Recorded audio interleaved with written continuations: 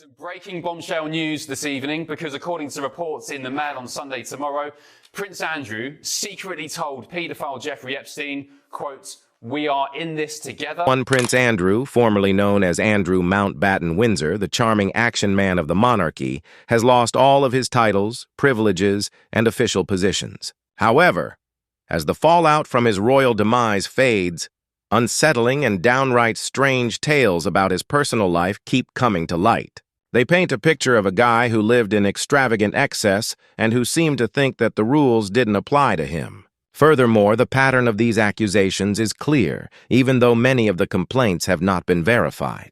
It depicts a king who associated luxury with pleasure and power with privilege, from calls for gorgeous masseuses to allegations of wild partying overseas involving dozens of women. Let's learn more about Andrew's covert pleasures and why insiders claim his private life was just as chaotic as his public life. At one point, Andrew was impervious to wrongdoing. The press's favorite royal bachelor, the second son of Queen Elizabeth II, and a decorated naval commander. Beneath that gleaming exterior, however, lurked a man whose ego was as big as his royal title. Rumors about his fury, conceit, and insatiable want for attention, and apparently for female company, began to circulate throughout the years. Royal insiders claim that Andrew's behavior on foreign assignments was so erratic that employees dreaded being paired with him. According to one assistant, he insisted on living in the most expensive suites, made extravagant personal demands, and led a lifestyle that was much beyond his status. His purported personal tastes, however, have generated the most interest. In The Windsor Legacy, royal biographer Robert Jobson talks of Andrew's preference for massages. I saw him, he tried to hug me, he'd sometimes try and kiss me, and every time, again, we'd just have, I'd put my hand out and kind of push him. The author claims that Andrew's team was aware that he should only schedule sessions with attractive women. According to reports, one assistant remembered an instance in which Andrew insisted on getting a massage in his hotel suite while he was in New York.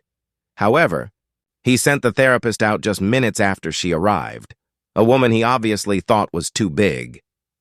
This type of story may seem insignificant on its own, but when considered in the context of Andrew's alleged behavior, it reveals a man who is reportedly completely preoccupied with looks, both his own and those of others. According to royal sources, his conceit was almost obsessive. Before large events, he would reportedly spend hours pining and demand continuous adulation from his employees.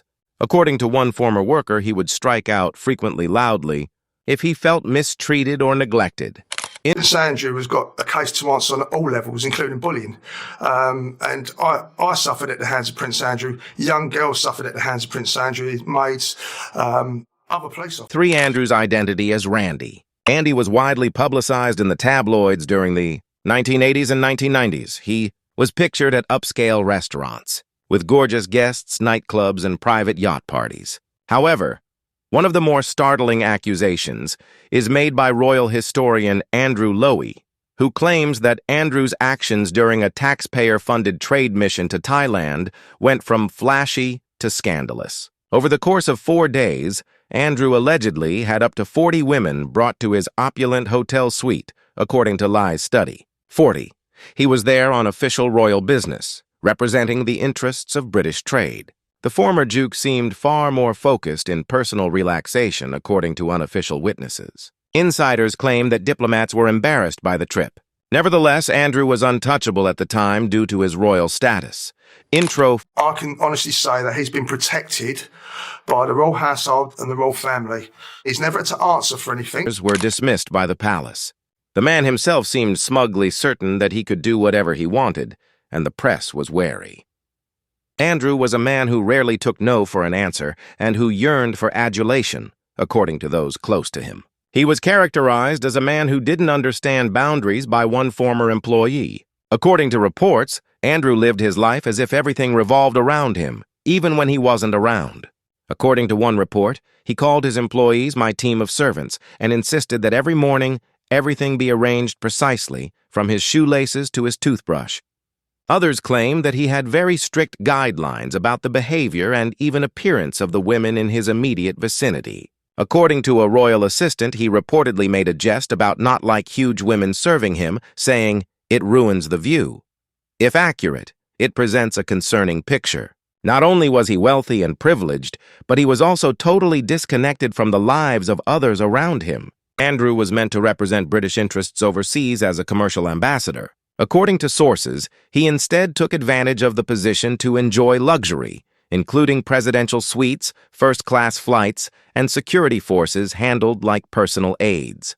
He had a reputation for hosting lavish dinner parties with exquisite wine and an infinite menu, all paid for the Queen Mother used to own this building, so I assumed the money, so when she died, I thought perhaps he inherited money from the Queen Mother, which would enable him to do those improvements. But he apparently had a very minor bequest from the Queen Mother. So where did the money come from?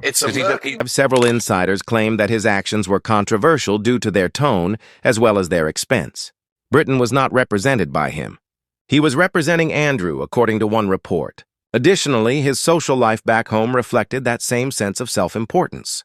According to friends, he surrounded himself with glitzy, younger ladies who made him feel loved and relevant. He cherished admiration. One acquaintance compared it to oxygen. Andrew's world had already begun to fall apart by the time his controversies finally caught up with him. His time as a trade envoy came to an end in silence. He had frozen his military titles. Then the final blow struck. King Charles's choice to expel him from the royal lodge and deprive him of all remaining honors. The loss must be sending a man into a tailspin, as he used to define himself by luxury and prestige, and rumors of his background are still circling him as he supposedly gets ready to relocate into a smaller private estate. According to Robert Jobson's book, staff members were aware of Andrew's preference for massages. According to Andrew Louis's inquiry, his trip to Thailand was a humiliation, and more sources are coming up with negative portrayals of a man who was once referred to as the Queen's favorite. It's a unique fall from grace for a royal. These tales offer a deeper insight into Andrew Mountbatten Windsor's personality, regardless of how accurate each detail is. A privileged man, shielded from criticism and consumed by comfort and dominance. According to reports, Andrew dedicated himself to pleasure, while other royals dedicated themselves to duty. He sought attention, approval, and vanity, whereas his siblings handled the demands of royal life with honor. Without his royal title, government support, or formal responsibilities, he now has to deal with the one thing he has always avoided: responsibility. Andrew is now a man living in exile, apart from the society that used to love him, deprived of honor, but nevertheless surrounded by luxury. Andrew Mountbatten Windsor has become a cautionary tale because of his expensive lifestyle, narcissism, and fixation with looks. Evidence that unneeded privilege always has a price. People who have seen him now portray him as a man who has lost sight of his former self. He apparently clings to the relics of his former life while traversing the grounds of Royal Lodge for hours on end. The sumptuous dinners are no more.